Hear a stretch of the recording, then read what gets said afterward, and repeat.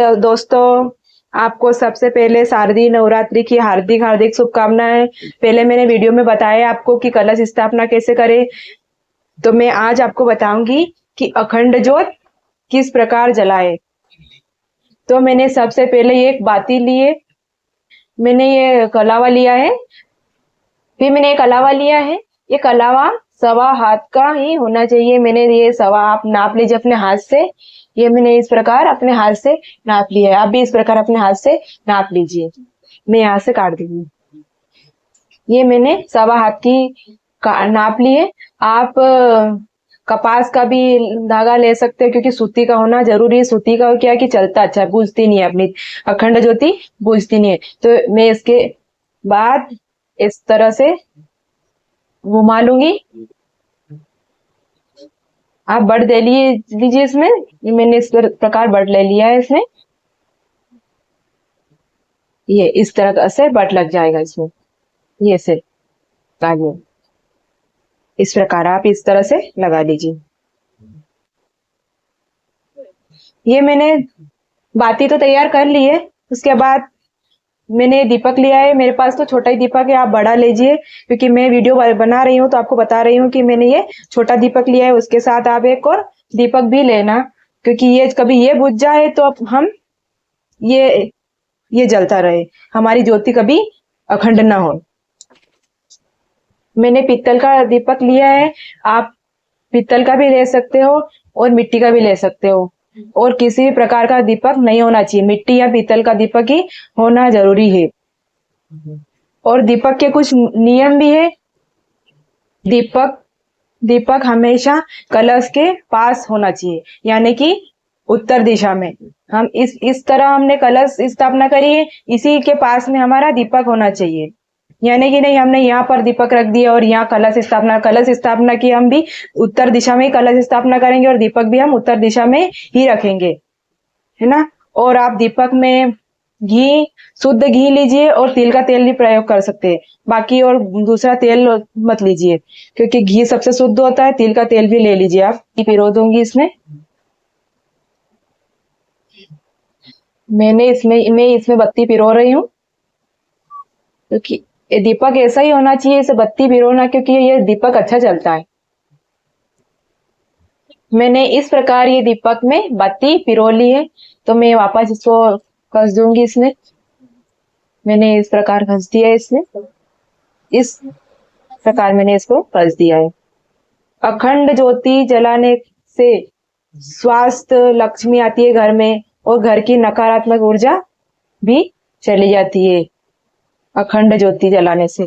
अब मैं इसमें थोड़े से चावल डाल दूंगी। मैंने इसमें थोड़े से चावल डाल दिए। आप तिल का तेल या घी ले सकते हैं। मैंने तिल का तेल लिया है इसमें। ये मैंने दीपक को भर दिया है। उसके बाद हम एक ये जो मिट्टी का दीपक है उसमें भी ऐसे करेंगे। फिर तो हम ये बाती जला लेंगे, लगा लेंगे। इस प्रकार की बाती हम जला सकते हैं, क्योंकि ये बाती हमारी ये काम करेगी कि ये बुझ ना जाए। ये बुझ जाए तो ये चलती रहे। हमने ये बाती रख ली है।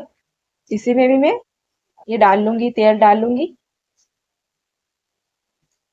दीपक का ध्यान रखे कहीं दीपक बुझ भी ना जाए, क्योंकि बहुत अशुभ माना। मैंने इसमें तेल डाल लिया है।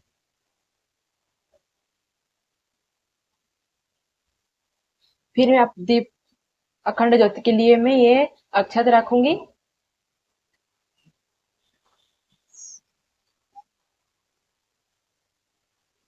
ये मैंने यहाँ पर अक्षत रखे हैं। आप ऐसा कोई पात्र रख सकते हैं, ताकि आप तेल डालें तो आपका तेल नीचे ना जाए। मैंने ये फूलों से सजा लिया है, आप भी सजा लीजिए इस प्रकार। फिर मैंने ये रख दिया है, आप इस प्रकार रख दीजिए। और ये हमारा दूसरा दीपक हम ये भी यहीं पे रख देंगे। अखंड ज्योति जलाते समय थोड़े अक्षत फूल लेकर हाथ में संकल्प करिए, और अपना नाम, अपना गोत्र, स्थान, निवास, तिथि, वार बोलकर माँ भगवती की कृपा हम पर बनी रहे। सब परिवार के बैठकर इस तरह से संकल्प करें। ज्योति। इस प्रकार अखंड ज्योति का संकल्प कर यह पूजा नवरात्रि व्रत संपन्न हो तब तक यह दीपक अखंड रूप से प्रज्वलित रहे। माता भगवती कृपा करे और मेरे घर में परिवार की सुख समृद्धि स्वास्थ्य और संपत्ति बनी रहे, शांति बनी रहे। इस प्रकार हम संकल्प करेंगे अखंड ज्योति का और ये यहीं छोड़ देंगे। हमने हमने संकल्प ले लिया है। उसके बाद एक बात का ध्यान रखें कि कलश को पूरे 9 दिन तक नहीं हिलाए। कलश के सामने दीपक अखंड ज्योति हमेशा जलती रहे, बुझनी नहीं चाहिए। पूजा करते समय पहले कलश और देवी को प्रणाम प्रणाम करें। और जो बढ़ने के बहुत शुभ संकेत होते हमारे जो बढ़ेंगे तो हमारे घर में खुशहाली रहेगी, खुशहाली रहेगी। और आप जो पर भी समय समय पर पानी भी दीजिए 9 दिन तक।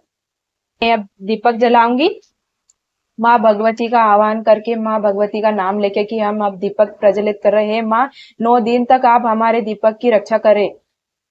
इस तरह हम ये दीपक जला लेंगे।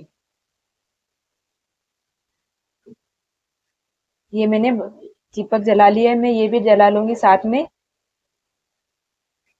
माँ से प्रार्थना करें कि हे माँ अखंड ज्योति का ध्यान आप रखिए।